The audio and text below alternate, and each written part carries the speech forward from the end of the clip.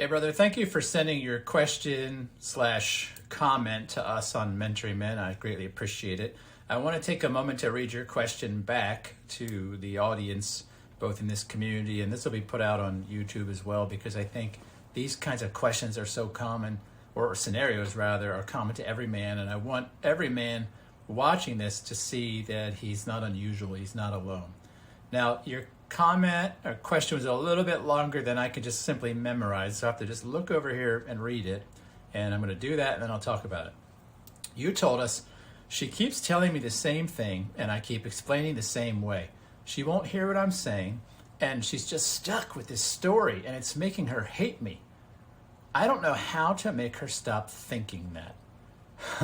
I kind of did a laugh internally when I first read this, and I probably smiled the same way because my relationship used to be characterized this same way.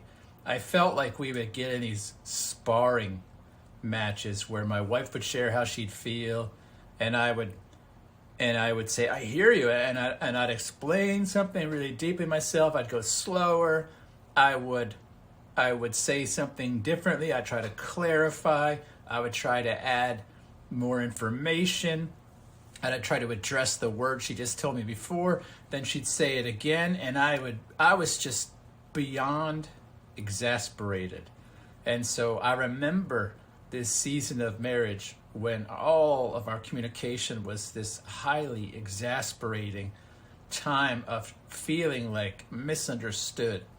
And I'm going to share with you what totally changed that. It's not a secret. It's actually quite easy. The thing that changed that for me was changing my own perspective away from the last thing that you said. You said, how do I get her to change that? And that, my friend, is exactly what the problem is. You see, like you, when my wife shared what was going on for her, I focused like some sort of, like CSI or criminologist. I focused really, really intently on what she was saying. And I thought I was being a good listener because I could repeat it all back to her verbatim. I understood what she said. Most of the time I could predict where she was going, and that's a whole other problem we could talk about in another video. But I heard her. I understood the words that she said. What I completely missed, because I didn't understand the feminine or really how to be an effective listener, was I missed the emotion that she was trying to tell me. And so what I've learned since then is that when somebody keeps repeating themselves to you, they're generally not feeling emotionally validated. My wife kept sharing this story with me because what she was looking for from me was empathy and compassion, not some sort of robotic computer parser of the words and then reply with my perspective. In fact, the fact that I kept replying with my perspective was the dead giveaway that my heart was not engaged with my wife. Instead, my brain was on defense mode. Let me hear her perspective because I need to change it to mine. This is something in my practice and in Mentoring Men as a community I call perspective dominance. I speak about this a lot in videos because it's a really pervasive problem in relationships. And it's the inability to appreciate that someone else's perspective, even though different from yours, is okay. And that there really is no need to share a common perspective in order to have a deep, connected, emotionally, physically, and sexually satisfying relationship. In fact, a little bit of difference is actually a great basis for attraction, and the differences that we have are a great creator of something we call polarity, and it creates the basis of healthy connection and relationship. So connection is not found by making other people like us. In fact, one of my favorite quotes of all time that I got in like premarital counseling, I don't remember who said it, but this guy said, if two of you are alike, one of you is unnecessary. And this has stuck out to me a lot in 30 years of relating to my wife. And what I came to understand was that I was doing this thing. I was listening to respond and not listening to understand. And I was doing that because I had a whopping amount of insecurity that I didn't know was inside. I didn't realize that the reason I felt like I needed to get her to change to my perspective. The reason I needed to explain away her perspective was because I had a latent, subtle insecurity or fear or anxiety that if she has a different perspective, that might cause some sort of need I felt not to be met. And this is just another lurking problem when we are, as men, do not have self-reliance. Because if I need something from her, then I need her to be on my team. I need her to agree. I need her to have the same perspective. I need her to not get upset with me. I need to manage her emotions. I need to manage and control her perspectives. All because I fear she'll stop giving me the stuff. Okay, so this is a huge, huge problem in a relationship because it makes a man insecure. He's insecure because his dependency feels at risk when his partner has a different perspective. And so this is what makes men go into lawyering mode. This is what makes men go into defensive mode, explaining yourself. All of those are total relationship and intimacy killers. You want to kill intimacy and sex and marriage quickly, be a person that defends yourself endlessly. Be a person that explains yourself endlessly. Be a person who lawyers the other. Be a person who has no interest in being empathetic and curious about another partner's perspective. And in fact, those are things we routinely see in men with sexless marriages. They have these habits. They have a habit of explaining, defending. They talk way too much and they listen far too little.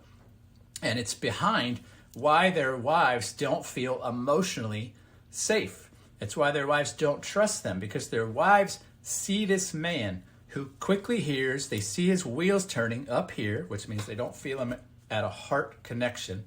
And then they see him regurgitate something to try to get her to see differently.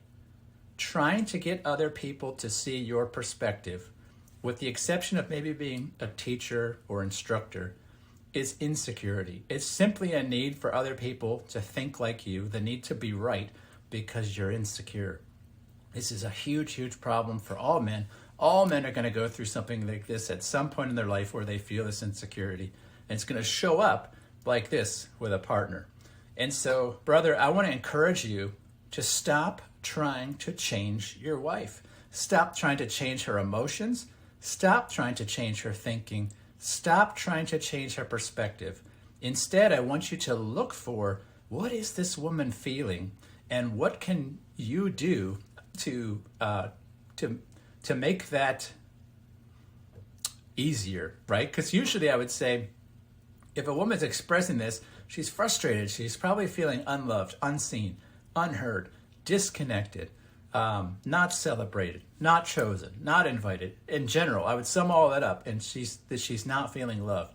And the reason she came to you in the first place and she vented all this stuff out is because she's having an emotional experience.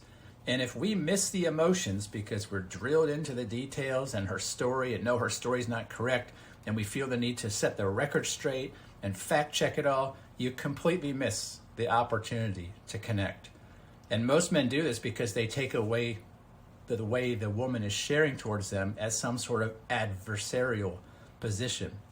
And most of us here too, like, we're just clueless. We don't know that the way a woman shares with us, even though it might look mean to you, to her, she's not being adversarial. She's just being herself. Now, I could say this because I talk to hundreds of men a year who all tell me, I've got the exceptional woman. She's especially mean. She's especially cold. She's not nurturing, blah, blah, blah, blah, blah. What they all describe is just common feminine attributes that in their mind, as men, they mistake for being dysfunction. And you know what? Women mistake common manhood and masculine features for being dysfunction. But the truth is, we're just generally being ourselves, and we're being misunderstood by the other. And so I want to invite you to look at these situations differently. Stop looking to fix things. Stop looking to change things. Instead, I want you to see yourself instead as a great big radiator of warmth and compassion and empathy and curiosity and love and acceptance and of no judgment. And just be that guy. Let the woman share what's going on and ask her, what do you need from me right now? Is there anything you'd like me to say? Is there a response you're looking for, or are you just wanting to vent? And just be present with her. And I think what you'll find is all this stuff starts to get way easier. You'll feel more connected. She will be more connected, and your relationship will improve. If you want to talk more about this, I know it's a complicated topic, I invite you to either join our community, Mentoring Men, or reach out to myself. There'll be a link below this video if you're watching it outside of Mentoring Men, in which you can set up a free complimentary session with myself or one of the other senior mentors on Mentoring Men. We'd be happy to talk to you about your situation. We're not going to try to sell you anything. This is what we do. We help men all over the world with very complex relationship and personal issues, and we would love to get to know your story, what's going on with you, and help you improve your masculine experience. I'm Sven Masterson, co-founder of Mentoring Men, and I look forward to meeting you or seeing you in the next video. Take care.